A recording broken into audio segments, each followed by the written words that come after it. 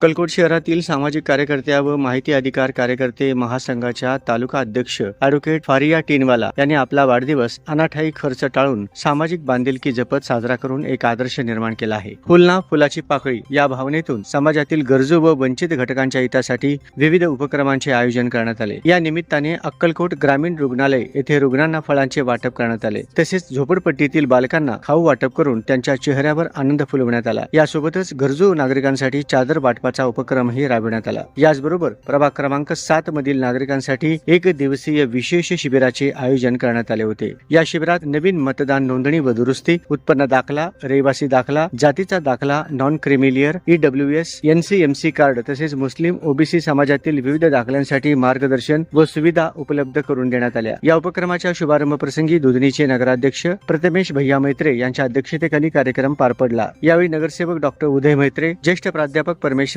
अरबाळे sir यांची प्रमुख उपस्थिती होती। तसेच सामाजिक कार्यकर्ते मुबारक कोरबू, आझम शेखजी, सुहेल फरास, अमित गिलकी, राहुल बकरे, ज्योतिबा पारखे, सलीम शेख, प्रभू देवर, महादेव चुंगी, उजेब बागवान, चांद गाडीवान, नन्नू शेख, मजहर टिनवाला, साहिल मुल्ला, बाबू चितारी व अन्य मान्यवर मोठ्या संख्येने उपस्थित होते। आज शिवसेना महिला आघाडी ॲडव्होकेट फारिया टिनवाला यांच्या वाढदिवसानिमित्त आज आम्ही इथे अक्कलकोट येथे ग्रामीण रुग्णालय येथे उपस्थित आहे। ताईंनी अनावश्यक खर्च टाळून इथे गोरगरीब जनतेला कसा फायदा होईल त्या निमित्ताने त्यांनी वाढदिवस साजरा करत आहे। सर्वप्रथम आज हॉस्पिटलमध्ये येऊन गरीब रुग्णांना त्यांनी फळ वाटप त्यांच्या हस्ते व आमच्या सर्व इतर मान्यवरांच्या हस्ते केलेलं आहे। याच्या पुढे देखील आज सामाजिक उपक्रम त्यांनी राबवणार आहेत। झोपडपट्टी येथे गरीब लोकांना चादर वाटप आहे, खाऊ वाटप आहे आणि तसेच शासकीय दाखले देखील त्यांनी मोफतमध्ये करून देणार आहे। त्याबद्दल मी त्यांचे खूप आभार मानतो